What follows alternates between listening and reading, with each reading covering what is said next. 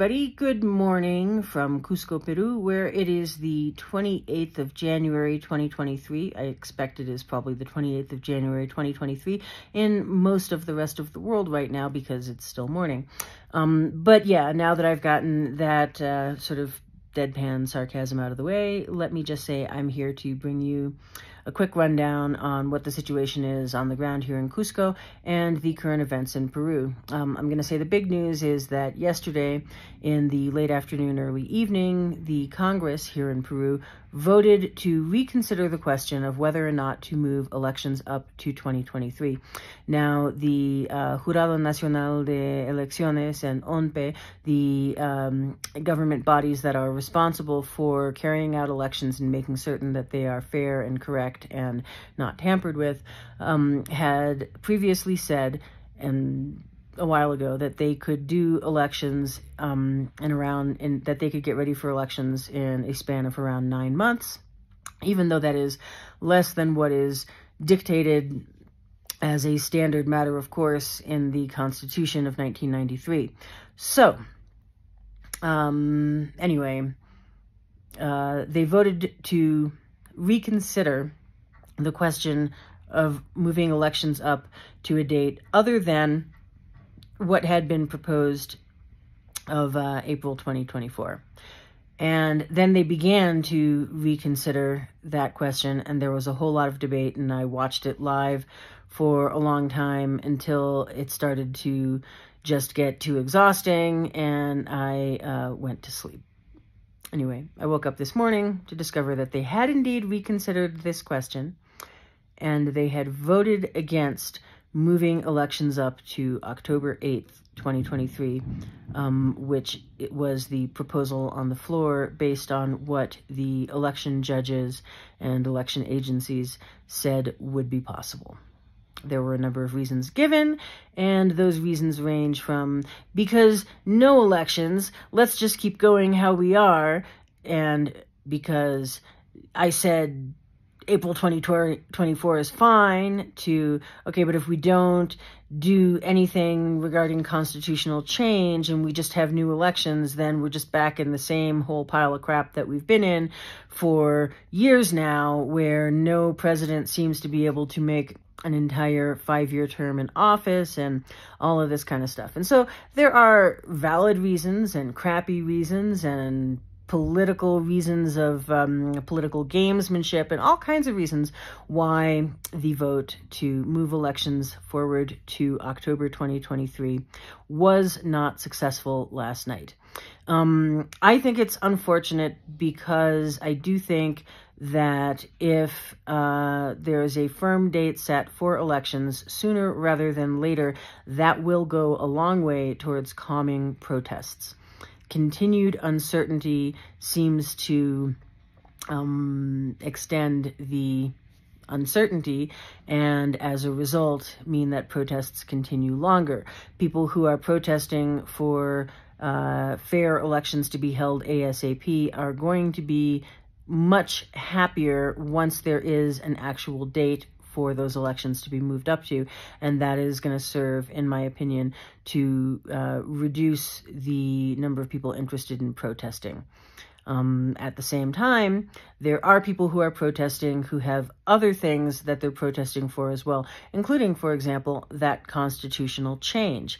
And some people say, well, those are uneducated peasants from the South who have no idea what they're talking about in terms of wanting constitutional change. These are not constitutional law scholars, but interestingly enough, neither are the people who are often expressing the perspective that farmers from the South are not constitutional law scholars. Neither is somebody with a business in Lima a constitutional law scholar. So, you know, take that as you will. The fact remains that the constitutional change that people are asking about in a lot of cases is stuff that they feel is problematic and exists in the Constitution of 1993, which was put forth during the last dictatorship that we had here in Peru, which was in the 1990s under Alberto Fujimori.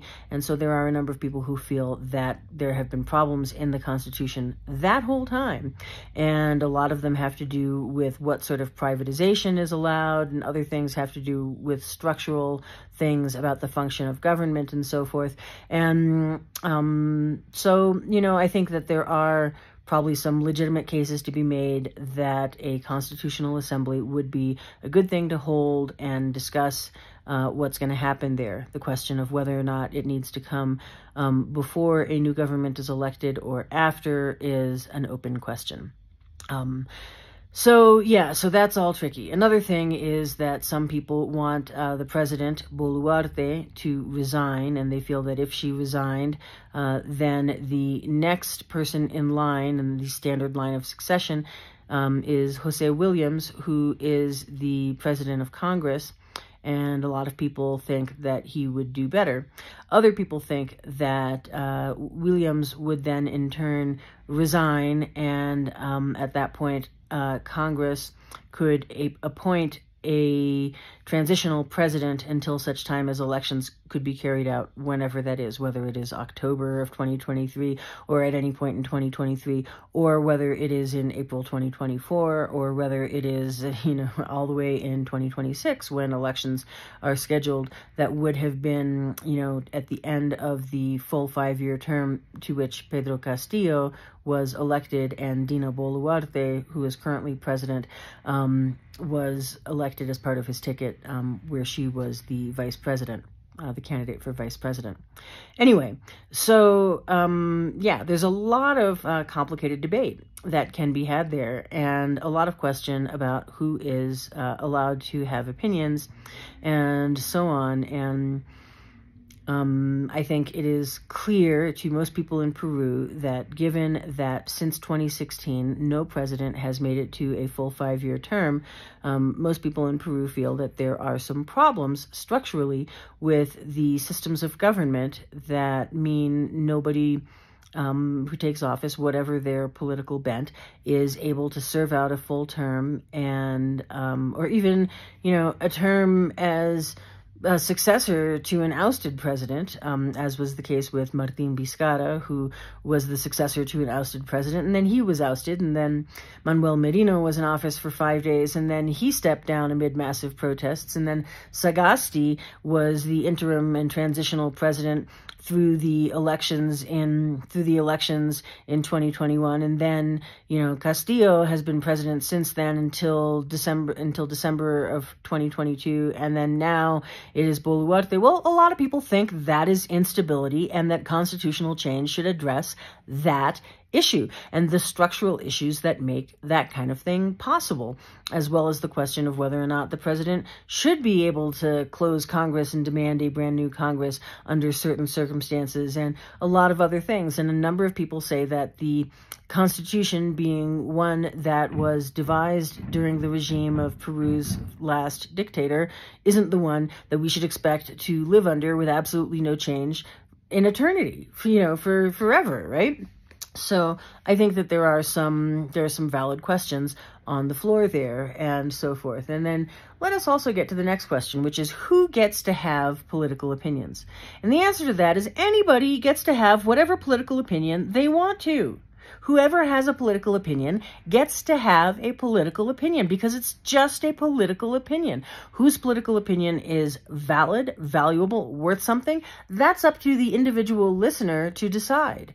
And, that is what it is. So that then slides into the next question that I want to speak to here on this YouTube channel, my YouTube channel, and that is who gets to express their opinions in comments, and what comments am I going to speak to, and what comments am I going to allow to, be there on this channel. And the answer to that is that anything that is super polarizing, I am going to delete and potentially ban that user from the channel, because my mission here is to provide information as much as possible and not to polarize. I am not here to take a strong side or express my personal political opinion as far as what I think should happen.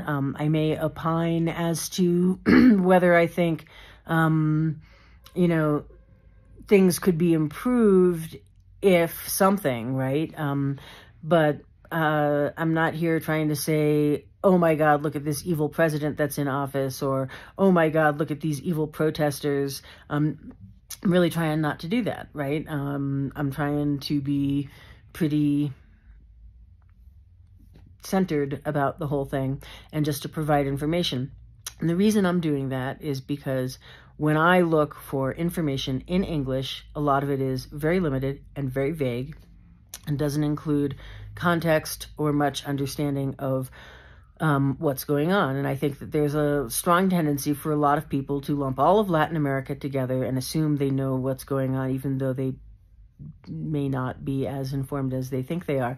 And, Peru is its own country. It has its own set of considerations and its own history, and there's a lot of it. And, I am fortunate enough to have at least finished primary school in Peru, in Peruvian schools, admittedly in the 70s and 80s. And I have grown up here, and I have lived here for many years. And so I'm trying to share that perspective for people who, maybe aren't even entirely positive where exactly on a map Peru might be located, but they know it's got some cool ruins in it.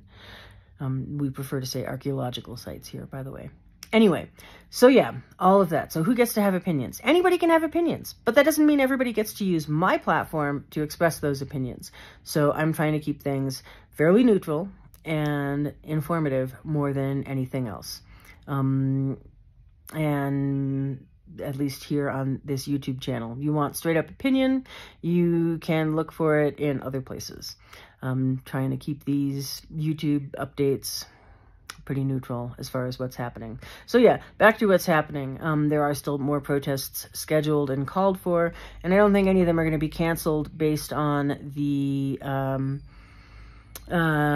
motion to reconsider election dates having passed, and then that reconsideration having taken place and then been voted down. So, no change. So then we get to the question of whose responsibility is it to make there be change to the civil unrest that's going on. And some people say, well, it is the responsibility of the government who is in power, because they're the government who's in power, so they can take the political actions to make that happen. That's that is definitely an opinion. And then there are people who say that, well, no, it's the protesters who are out there in the streets who should just stop doing it and let everybody get back to work and let things get back to normal. And that is also definitely an opinion. And then there are people who say, well, the military needs to get out there with the full force of what they can do, like all military style, and like make roadblocks stop and everything. And that is also certainly an opinion. And these opinions are all, worth considering and deciding where you stand about them and so forth. But I would urge people who are not directly affected by these events to maybe try to find ways to moderate their opinions, right? So I think it is, there are plenty of heated opinions to be had. Somebody who is not able to access medical care because of roadblocks. Somebody who is not able to get what they need to live day to day because of roadblocks. Somebody who has family that is protesting in Lima and getting tear gassed. Somebody who is unsure what the future of their career or their business is going to be like. These are all people who are under a lot of stress right now. And, so I guess that includes me, because I am a number of those people, right? People who are directly impacted and affected by all these protests are going to have opinions, and they're going to have feelings. And it is important, in my opinion, for people who are looking at it from an abstract perspective in another part of the world, and maybe without deep understanding of what's going on here, to maybe not assume they know what is going on and not express strong opinions one way or the other, whether those are in support of protests or in support of the military or a lot of that other kind of stuff. Maybe consider that if it is not affecting you personally, your opinion is not as relevant and whatnot. So don't necessarily think that it's a good idea to go on social media and tell people who are expressing their stress that they should simply shut up and not say that they want the roadblocks to be cleared by whatever means necessary, or maybe not get pissed off at people because they say, onward protesters, let's get this done. We can't cave now or we lose everything. And so, there are people with all different kinds of perspectives, and it's, important to understand that, in my opinion. And I'm saying in my opinion because I want to be clear that that is my opinion. And this is as much as I am going to give in terms of opinion about things. I guess I will say that I have on a number of occasions said that I do not favor hearing opinions that are in favor of escalating violence and escalating hostilities. I'm not in favor of that, whether those come from the left or the right or the establishment or the insurgency or whatever we want to call anybody. Maybe let's all try to keep our cool as much as we can.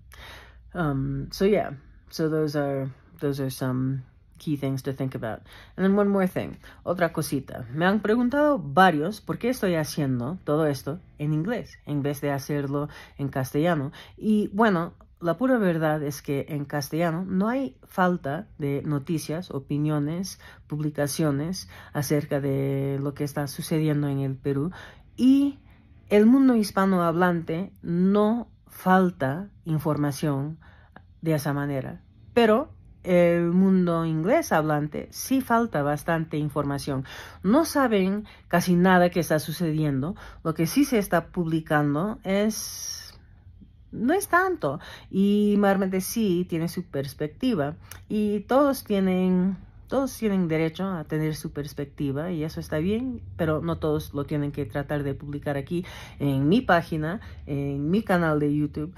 Pero bueno, lo que digo es que mayormente estoy tratando yo de informar y pasar información, nomás, simple información acerca de lo que está sucediendo, mayormente aquí en Cusco, donde yo vivo, donde crecí, donde sigo. Y ¿qué te puedo decir? Como hay mucha falta en inglés de esta información, eso es lo que estoy tratando de hacer disponible, ¿no? Y así es. Entonces, si ustedes quieren buscar un sitio para hacer pelea, tener broncas en los comentarios, que buscan otro sitio, porque aquí no lo voy a tolerar. Estoy tratando solamente de informar más que todo. ¿Ya? Bueno, gracias. Anyway, I just said the reason I'm doing this in English and not in Spanish is because there's a ton of information out there in Spanish about all different kinds of stuff that's happening, lots of different perspectives and all of that kind of thing. And people who speak Spanish do not have any problem finding that information. On the other hand, people who speak English can't find a whole lot of information about what's happening here, can't read perspectives and a lot of that kind of stuff. And so I'm trying to summarize all of that.